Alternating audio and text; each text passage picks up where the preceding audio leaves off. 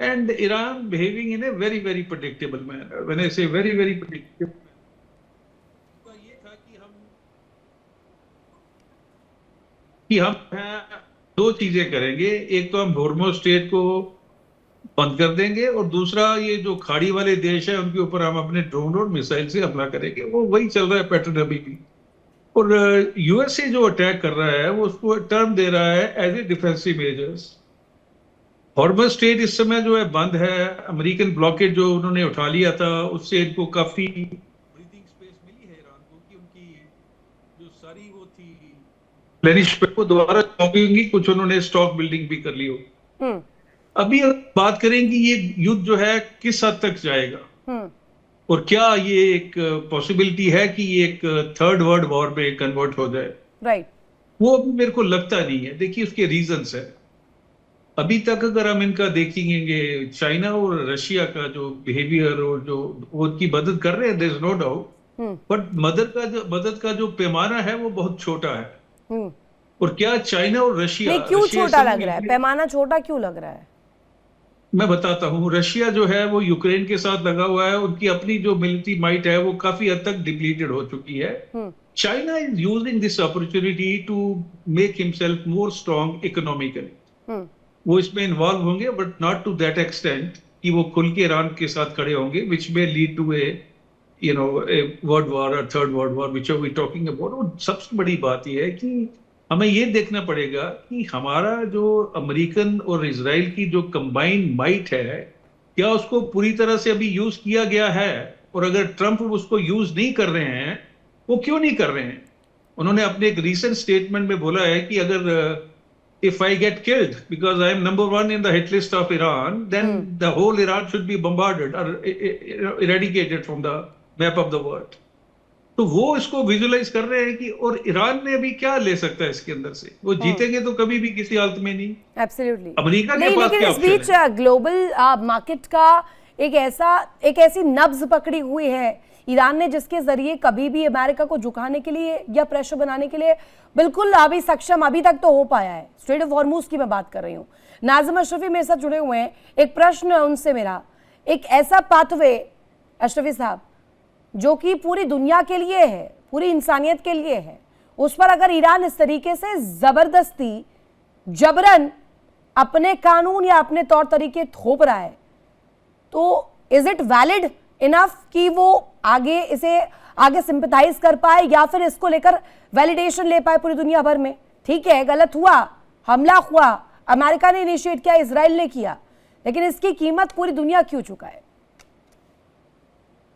देखिए Ritu ji, not a valid strategy Iran according to you, but मैं ये कह रहा हूँ कि कहीं ना कहीं एक किसी के घर पे जाके उसके घर के आगे नाच कूद करना, उसके घर के आगे डांस करना, डीजे बजाना, फायरिंग करना, ये अलग मामला है। और किसी को अपने घर की रक्षा में करना, अपनी हिफाजत में बैठ जाना, चाहे वो डंडा लेकर बैठे, मिसाइल लेकर बैठे या ड्रोन लेकर बैठे, अपने घर की हिफाजत और किसी के घर पर भांगड़ा करना, ये दोनों अलग चीजें हैं। किसी घर पर फायरिंग करना अलग चीज है।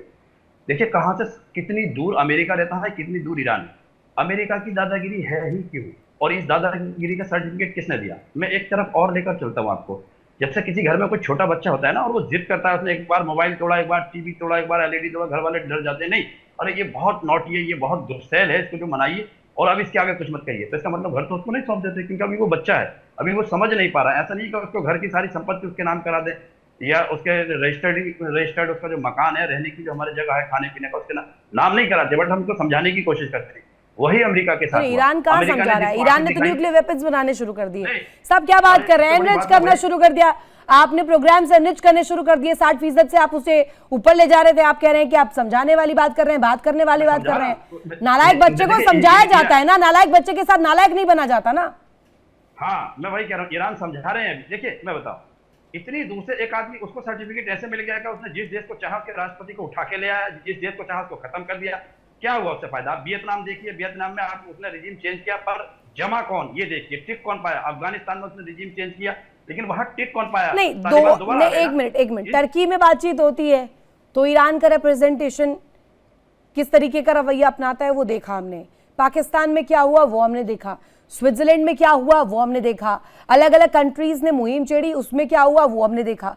अमेरिका का डेलीगेशन तो हर जगह गया ना, ईरान की तरफ से ही तो हमेशा प्रश्न चिन्ह रहा है कि पहुंचेंगे कि नहीं पहुंचेंगे, पेजेश्कियान जाएंगे कि नहीं जाएंगे, कोई नेतृत्व से जाएगा कि नहीं जाएगा।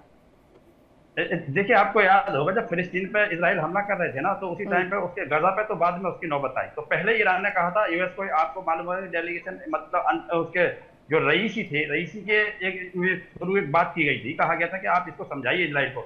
अमेरिका ने क्या किया, अमेरिका को उसको समझाने के बजाय अमेरिका और इजराइल की बातों में आकर उसके ऊपर और हमला कर दिया। यानी वो दिखाना चाहता था मैं सुपर पावर हूँ। ये सर्टिफिकेट अमेरिका को कहां से मिला?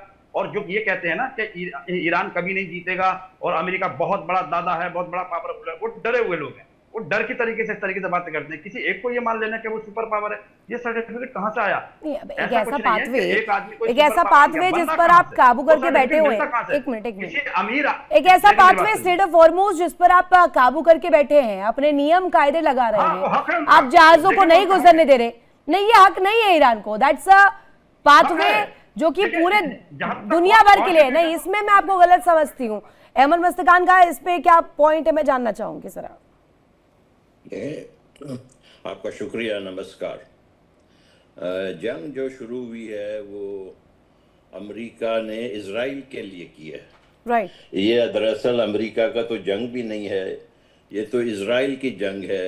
एब्सोल्युटली। इजराइल हमेशा ही बहुत ही ज़्यादा पैरानॉइड जिसको कहते हैं ना, कि वो अपने आप को ख़तरे में महसूस करता है, और उस वजह से पहले भी उन्होंने इराक़ में जो है कहा कि इनके पास परमाणु बम ये बना रहे हैं, फलाना कर रहे हैं, और इराक़ का जो है जाके इन्होंने उसके ऊपर जाके दावा बोल दिया। अब इन्होंने ईरान के ऊपर इसी बहाने से कि भाई ये परमाणु बम बना रहे हैं, फलाना कर रहे हैं, तो जो स्पेन के वज़ीर आज़म हैं पेड्रो सांचेस, उन्होंने खूब अच्छी तरीके से ट्रंप को कहा कि आप हमें 2 मरतबा बेवकूफ़ नहीं बना सकते हैं। ऑलरेडी आप 1 मरतबा हमें इराक़ में बेवकूफ़ बनाया, अब आप ईरान में ये काम नहीं कर सकते। देखिए, जारियत जो है अमेरिका ने इजराइल के लिए किया है, इसमें कोई शक नहीं है। वहाँ पर जो तबाहकारी लाई है, सैकड़ों खान साहब, मैं आपकी बात से बिल्कुल इत्तेफाक रखती हूँ, लेकिन खान साहब हम और आप ही जुड़े हुए थे वेनेजुएला का जब केस सामने आया था। इफ यू रिमेम्बर, हमने पूछा भी था कि डोनाल्ड ट्रंप जो ग्लोबल पुलिसिंग का एक डंडा लेकर घूम रहे हैं पूरी दुनिया भर में, वो कहीं से भी जायज नहीं है, लेकिन ईरान की कंडीशन कहाँ से सही है? अहमद मस्तकान साहब, देखें फिर जो इन्होंने जो किया ना, स्कूलों को मारना, जो ब्रिजेस जो है तबाह करना, जी, जो वॉर क्राइम्स अमेरिका ने किए हैं ना, जिसमें कोई शक नहीं है, अमेरिका ने वॉर क्राइम्स ईरान के अंदर किए हैं। अब देखिए, अब मसला ये पैदा होता है कि ईरान में भी हमारे भाई बैठे हुए हैं, लेकिन बात यह है कि ईरान में भी कोई पूरे तौर पर हर एक आदमी का हुकूमत नहीं है, वहाँ पर एक मखसूस हुकूमत है उनकी। देखिए, मसला ये आ रहा है कि वो इस वक्त विक्टिम है।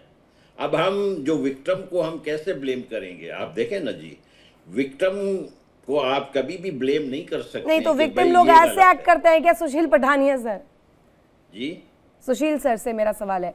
सुशील सर, आपको विक्टिम कार्ड जो भी ईरान चल रहा है वो कुछ समझ आ रहा है क्या? नहीं, ये बहुत सवाल योग्य चीज है। चलिए, हमारे मित्र पहले बोल रहे हैं, मैं उसके बाद प्लीज हाँ, खान साहब आप प्लीज कंप्लीट कर लीजिए। जी, मैं एक चीज कहना चाहता हूँ ना जी। देखिए, हमारी गुजारिश ये है ईरान के भी लोगों से कि आप थोड़ा सा होशियारी से काम करें ना। आपके आगे एक बला खड़ा हुआ है और आप जो है उससे खामखा में ज़्यादा जो है वो बताएंगे तो नुकसान किसका होगा? देखिए, लड़ाई में अगर आप कमज़ोर पार्टी हैं, और इसमें कोई शक नहीं है कि मिलिटरीली ईरान कोई मुकाबला अमेरिका का नहीं कर सकता है, लेकिन आप ज़रा सा होशियारी से ज़रा आप, ये हमारे भाई बैठे हुए, इनको इस्लामी दुनिया का पता है, वो जो साथ में पाकिस्तान है वो अमेरिका का खास चेला है। आप कैसे अपने मुसलमानों के ऊपर यकीन करेंगे कि ये हमारे मुसलमान हमें हेल्प करेंगे? मुसलमानों का तो मुंह सारा का सारा काला हुआ है। ये आप खामखा में। ठीक है सुशील सर, एक लास्ट कमेंट आपकी तरफ से। सुशील पठानिया सर।